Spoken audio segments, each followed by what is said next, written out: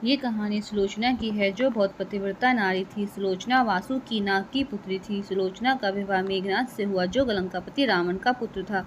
लक्ष्मण के साथ हुए एक भयंकर युद्ध में मेघनाद मारा गया। लक्ष्मण कटे हुए शीश को भगवान श्री राम के शिविर में लाए। अपनी पति की मृत्यु का समाचार पाकर सुलोचना ने अपने ससुर रावण से राम के पास से पति का शीश लाने की प्रार्थना की, लेकिन रावण इसके लिए तैयार नहीं हुआ।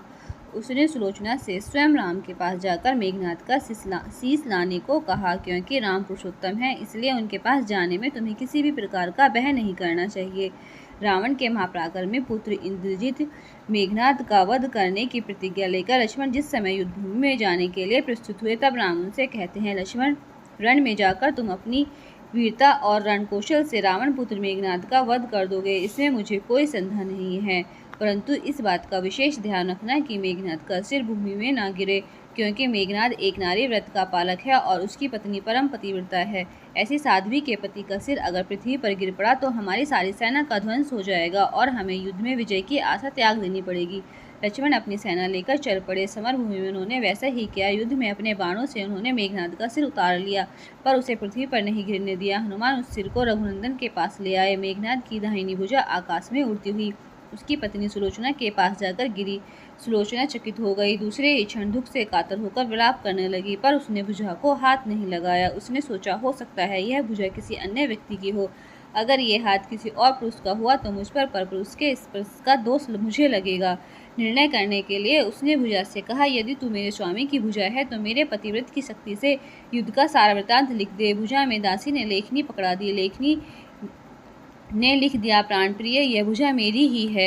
युद्ध भूमि में श्री राम के भाई लक्ष्मण से मेरा युद्ध हुआ। लक्ष्मण ने कई वर्षों से पत्नी अन्न और निद्रा छोड़ रखी है। वे तेजस्वी तथा समस्त देवी गुणों से संपन्न हैं। संग्राम में उनके साथ मेरी एक नहीं चली। अंत में उन्हीं के बाणों से विद्ध होने से मेरा प्राण अंत हो गया। मेरा शीश श्री राम के पास है। पति की भुजा लिखित पंक्तियां पढ़ते ही सुलोचना व्याकुल हो गई। पुत्र वधू के विलाप को सुनकर लंकापति रावण ने आकर कहा, शोक न करो पुत्री, प्रातः होते ही सहस्त्रों मस्तक मेरे बाणों से कट कर पृथ्वी पर लौट जाएंगी। मैं रक्त की नदियां बहा दूंगा। करुण चित्कार करती हुई सुलोचना बोली, पर इसमें मेरा क्या लाभ होगा? पिताजी सहस्त्रों नहीं करोड़ों शीश भी मेरे स्वामी के शीश के अभाव की पूर्ति नहीं कर सकेंगे।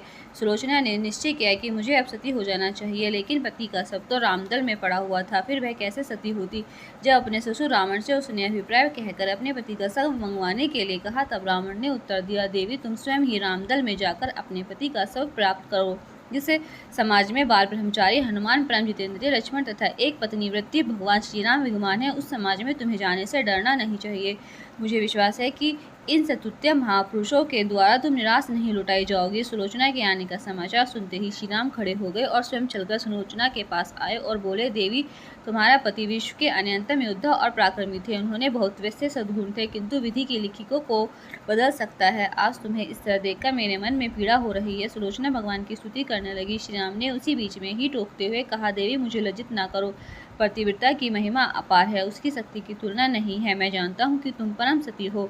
तुम्हारे सतीत्व से तो विश्व भी थर्राता है। आपने स्वयं यहाँ आने का कारण बताओ कि मैं तुम्हारी किस प्रकार सहायता कर सकता हूँ। सुलोचना ने अश्रुपूरित नयनों से प्रभु की ओर देखा और बोली, राघवेंद्र, मैं सती होने के लिए अपने पति का मस्तक लेने के लिए यहाँ पर आई हूँ।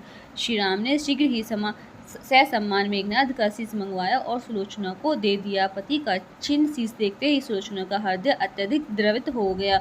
उसकी आंखें बड़े जोरों से बरसने लगी। रोते रोते उसने पास खड़े लक्ष्मण की ओर देखा और कहा, सुमित्रा नंदन, तुम भूलकर भी गर्व मत करना कि मेघनाद का वध मैंने किया है। मेघनाद को धराशायी करने की शक्ति विश्व में किसी के पास नहीं थी। यह तो पतिव्रता नारियों का भाग्य है। आपकी पत्नी भी पतिव्रता है और मैं भी पति चरणों में अनुरक्ति रखने वाली उनकी अनन्य उपासिका हूँ। पर मेरे पतिदेव पतिव्रता नारी का अपहरण करने वाले पिता का अन्न खाते थे और उन्हीं के लिए युद्ध में उतरे थे। इसी से मेरा जीवन धन परलोक सुधारे। सभी योद्धा सुलोचना को राम शिविर में देखकर चकित थे। वे यह नहीं समझ पा रहे थे कि सुलोचना को यह कैसे पता चला कि उसके पति का शीश भगवान राम के पास है।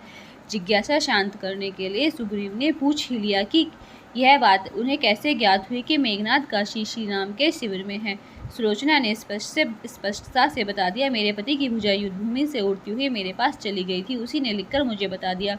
व्यंग्य भरे शब्दों में सुग्रीव बोल उठे, निष्प्राण भुजा यदि लिख सकती है, फिर तो यह कटा हुआ सिर भी हंस सकता है। श्री राम ने कहा, व्यर्थ बातें मत करो मित्र, पतिव्रता के महात्म्य को तुम नहीं जानते। यदि वह चाहे तो यह कटा हुआ सिर भी हंस सकता है। श्री राम की मुखाकृति देखकर सुलोचना उनके भावों को समझ गई।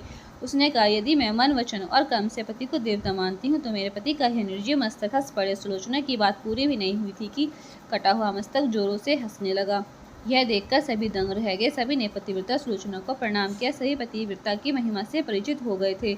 चलते समय सुलोचना ने श्री राम से प्रार्थना की, भगवान, आज मेरे पति की अंत्येष्टि क्रिया है और मैं उनकी सहचरी उनसे मिलने जा रही हूँ, अतः आज युद्ध बंद रहे। श्री राम ने सुलोचना की प्रार्थना स्वीकार कर ली। सुलोचना पति का सिर लेकर वापस लंका आ गए। लंका में समुद्र के तट पर एक चंदन की चिता तैयार की गई। पति का शीश गोद में लेकर सुलोचना चिता पर बैठी और जलती हुई अग्नि में कुछ ही क्षणों में सती हो गई। धन्यवाद।